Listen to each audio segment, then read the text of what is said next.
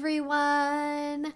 My name is Evie Lupine. Welcome back to my channel, and today I have another video for you all. Today I was reading a newer BDSM 101 book, and I came across an interesting passage that really just sort of stuck in my brain and brought up a lot of things that I want to talk about. I don't remember the name of the book, but I will put it up here somewhere.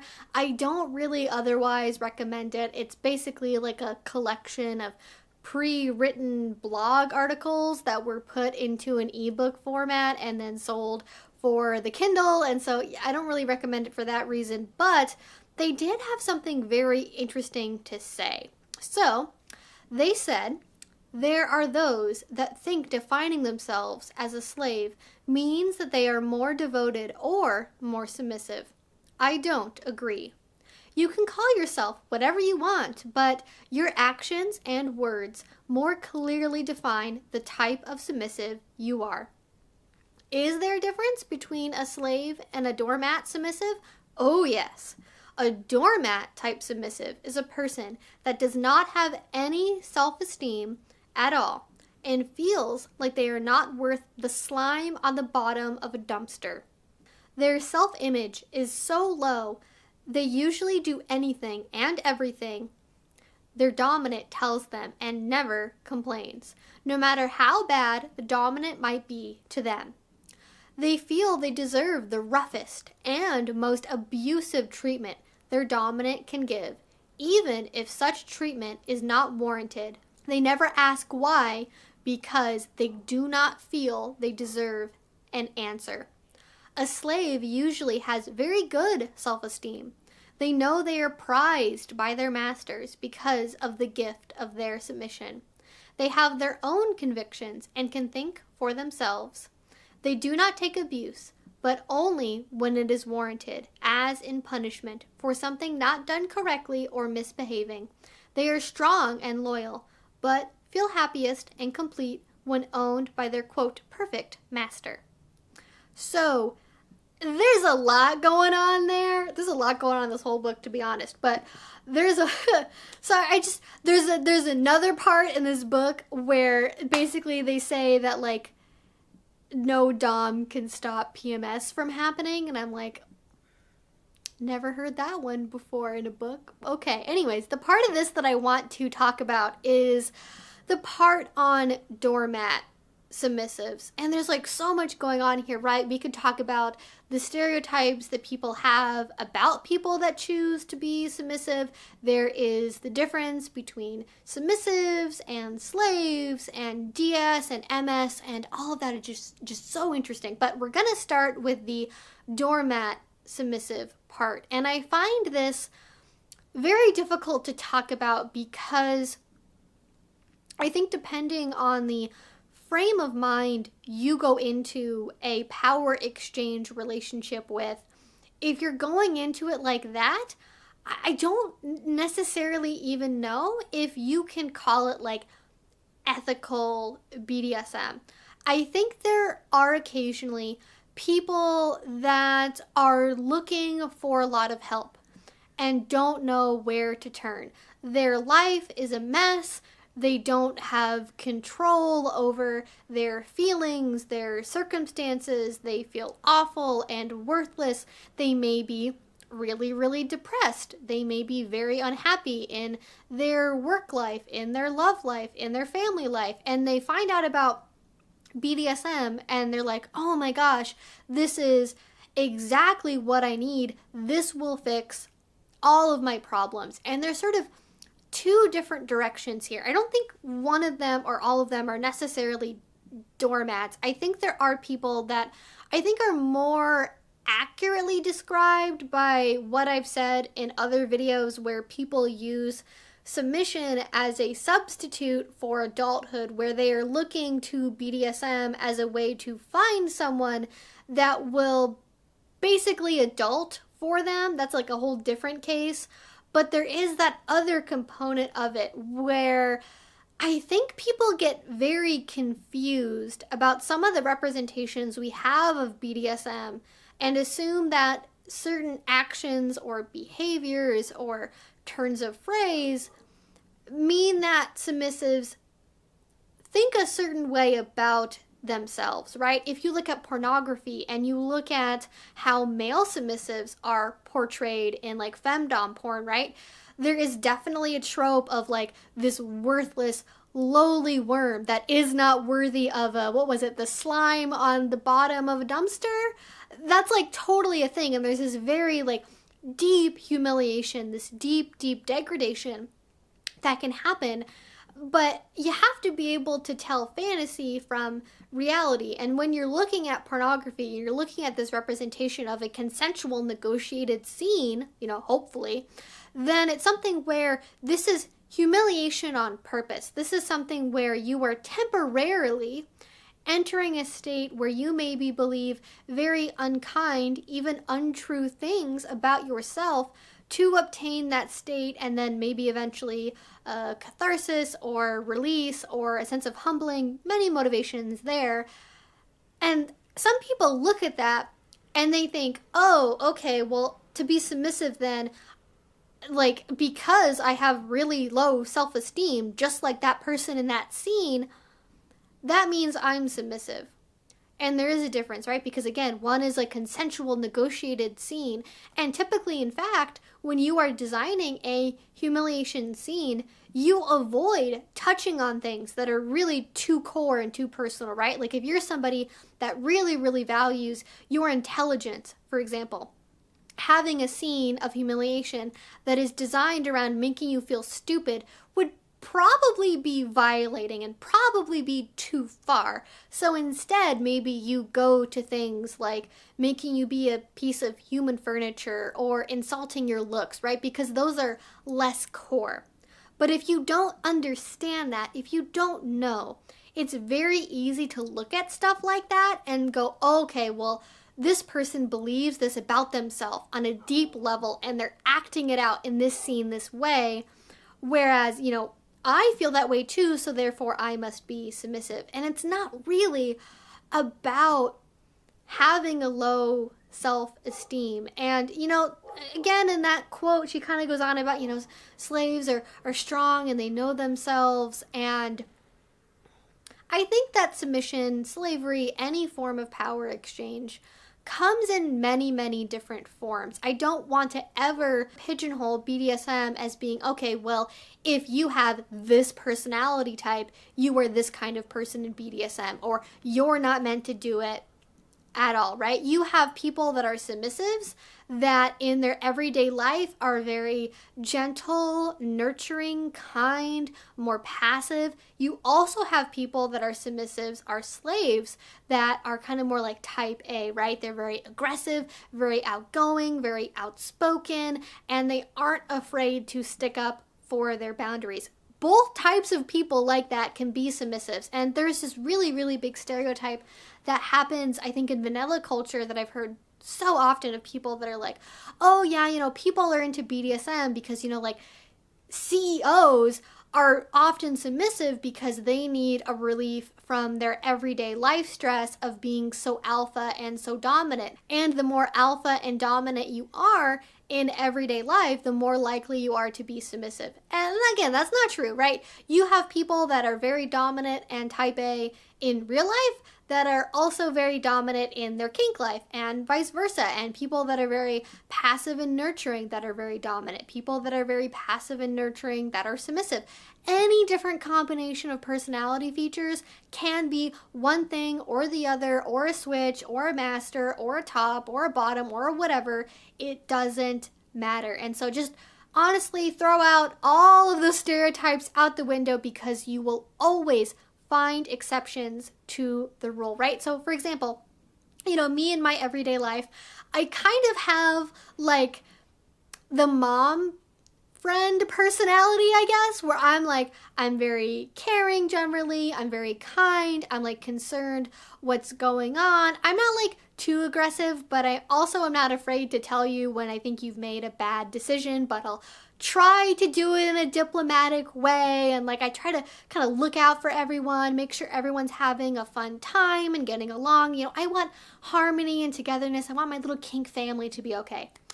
I also have other friends, some of whom you know from YouTube, that they are like, they're loud, they're aggressive, they're out there with their opinions, they're kind of domineering, they may be called bossy, maybe even bitchy, and they're submissive, right?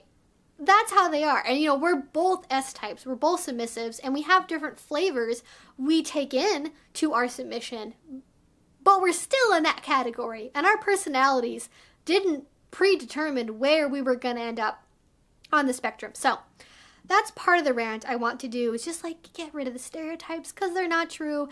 And on all sides of the spectrum, there are always going to be exceptions. So you can't say, oh, well, this kind of person is this one way. Going back to the self-esteem portion of this, you know, I talked about, you know, any combination of personality traits can be anything, right? And having low self-esteem for a lot of people, even, you know, me to some extent, that is something that can be part of who you are. That is also part of who you are as a submissive. But there's a difference between a degree of low self-esteem being a factor in who you are and needing to have that almost as part of like your risk awareness for doing power exchange. Like if you're doing power exchange with somebody that is very demure, has low self-esteem, beats themselves up, as a dominant, you would want to have a very different approach for how you handle discipline and structure compared to someone that's more outgoing and gregarious and very, very sure of themselves, because the discipline you may do for the second person could be devastating on the first person. So you have to be aware of kind of what you're taking in to any relationship that you negotiate for. So I'm not saying that you can't have any level of poor self-esteem and not do DS, because if that were true, I would never be in the BDSM community. But when it's your whole everything, when self-esteem dominates everything about who you are, if you look at BDSM as a way to reinforce your own self-hatred, your own lack of self-esteem, that is not a healthy engagement with kink. And it's not that all submissives are really super passive and are really just like abuse victims, because I think this kind of ties into this other vanilla stereotype that essentially being submissive means that you are asking to be abused and you're doing this abuse by proxy thing because you really hate yourself and you're trying to find someone that will hate you back and be misogynistic or whatever. It's so complicated. It's so complicated, because self-esteem is something that can be very hard to gain over time. And I think in a healthy DS relationship, you can have a framework where part of the goal for your DS is to build up that self-esteem. So there is approaching DS from a lower self-esteem standpoint where you only want that to be reinforced. You only want it to be something where you wake up feeling worthless and your partner helps you feel justified in that sense of worthlessness, and that's why you're doing what you're doing, and you just live in this pit of like self-hatred and dread and fear and going, well, you know, I'm treated this way because I deserve it, and never sticking up for your boundaries, never sticking up for your limits, versus having something where both you and your partner go into it consciously and you say, hey, you know, here's some areas I want to work on, right? It could be you want more help being active. You want more help having time to engage in your hobbies. You want help feeling motivated to take your medication or to build up your self-esteem. There are tools that you can use to help use your relationship, reinforce that, and reinforce the positives that you want to build in yourself. So going back to that point about personalities and different people and how they arrange themselves in the BDSM world, it's not that you have to have perfect self-esteem to do kink. You have to have a modicum of it though. You have to have like a little bit. You could literally have 5% self-esteem. The important part is if you want to engage in healthy, ethical BDSM, you have to be able to look at yourself and understand, can I stick up for my boundaries? Will I stick up for my limits? Will I say that I have limits at all? Because there is a manifestation of this that's like, oh, I have no limits. I'm worthless. Do whatever you want to me. I don't care. I deserve anything. Cut off my arm. Lock me in a basement. Who cares, right? That can sometimes be a performance that people do to be like, oh, look, I have no limits. I'm the ultimate submissive. I can take literally anything. And then there's like people that genuinely are like, I am the lowest of the low and I need someone to reaffirm this in myself and solidify my beliefs.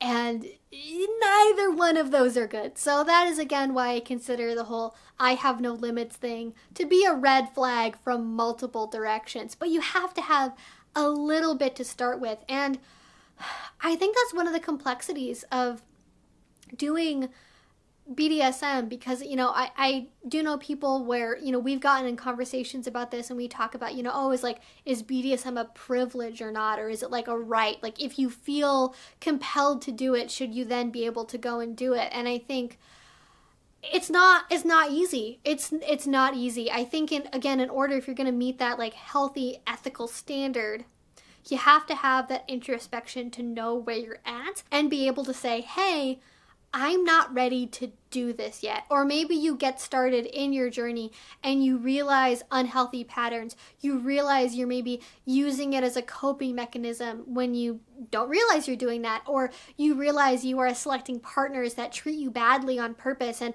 by treat you badly, I don't mean like hit you with a flogger. I mean like override your limits or ignore your safe words, stuff like that. And when you recognize that pattern, like that's when you have to go, okay, like I don't think I'm ready for this yet. And, you know, I think it's a part of sort of this whole dialogue I want to have about what people think around this, because I think a BDSM can be a really great tool for working on any of a number of issues that you might have or things you want to work on.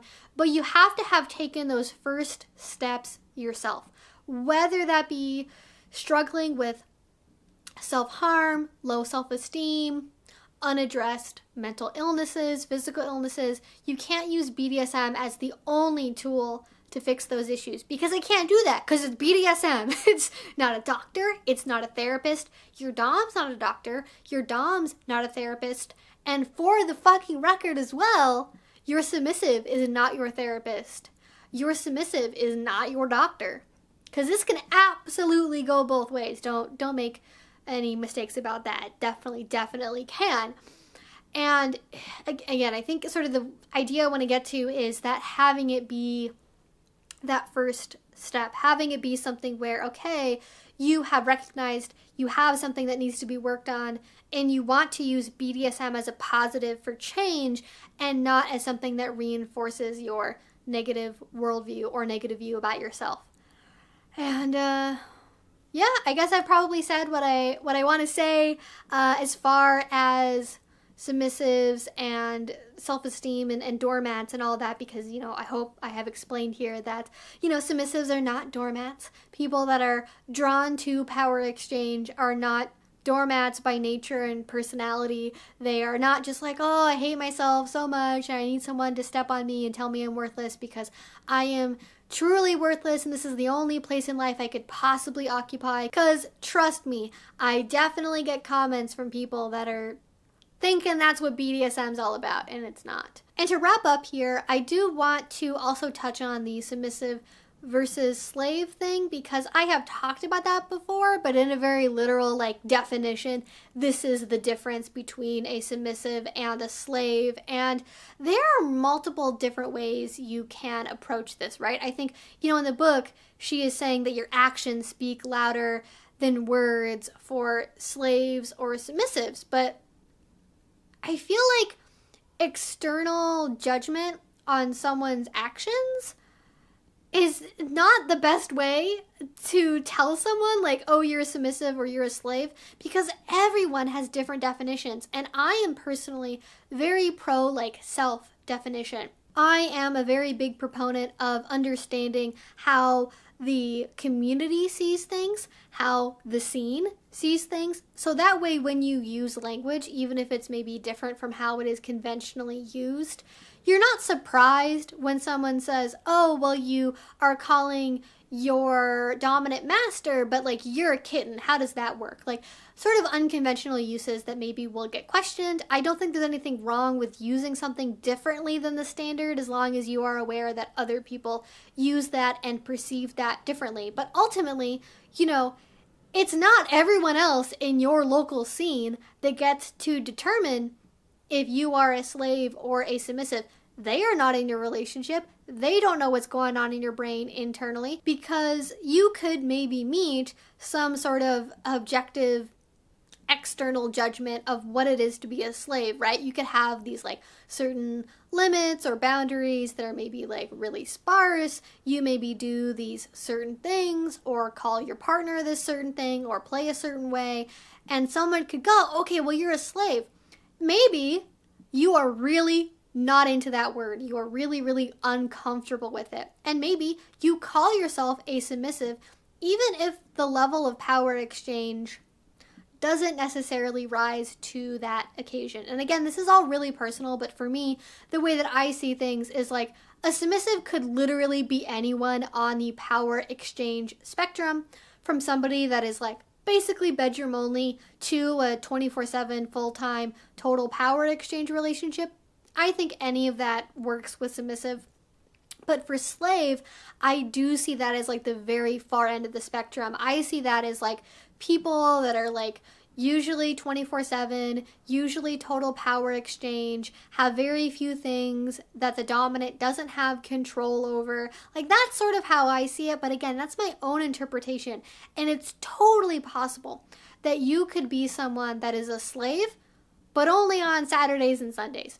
You could be a slave for some things and a little others, or a pet others, or a bottom others, right? You know, you can mix and match your labels and titles without ever like necessarily settling on one and being the same thing all of the time. So I would be cautious about saying things like, oh, well, you know, slaves are the ones that are like very sure of themselves, and they're the ones that have, you know, really, really high self-esteem and have these goals and everything, because they think like anyone can have that. And I'm very cautious about promoting like external judgment on other people's BDSM, because, you know, it matters what feels right to you and here, right? Like you and your partner having that heart-to-heart moment and going like, what feels true for our relationship? What words feel true for our relationship? And going with what that is, well, like a little bit worrying about what the larger world will think, like the larger BDSM world. But, you know, if you want to say you're a slave and a master and you like master-slave play, but you don't really do a lot of power exchange day to day, I think like, okay, that's probably going to happen. And you know how I know it's probably going to happen? Is because if you go on FetLife, Master Slave is like in the top 10 or 20 fetishes, like before DS, before dominance, before submissive. And there's definitely not more people doing MS than DS, like in real life for real. So ultimately, at the end of the day, you know, I have heard the entire time I have been in the kink world and reading about it even longer ago than that, that like, oh my God, this thing is going to cause the degradation of the BDSM community, right? You know, oh, using this label this way is going to mean no one's going to take this seriously anymore. I have yet to see that materialize. Masked meetings are still happening. MS is definitely still a thing. The MS leather community is still a thing. It has not gone anywhere. And the people that take MS very particularly, that do it a very particular way, are still there. And the different people that use MS or Master Slave as like a role play thing, as a fetish thing, as a sometimes thing, they're still there too. and they seem to coexist just fine. And when you get into the world of kink, you understand those nuances more. So I'm not saying that's going to cause like the destruction of the kink community as we know it, because people have been saying that for years and it still hasn't happened. Like legit, you can go to the internet archives about BDSM websites and you can find arguments from like the 90s of people being like online master-slave relationships are going to ruin MS as we know it.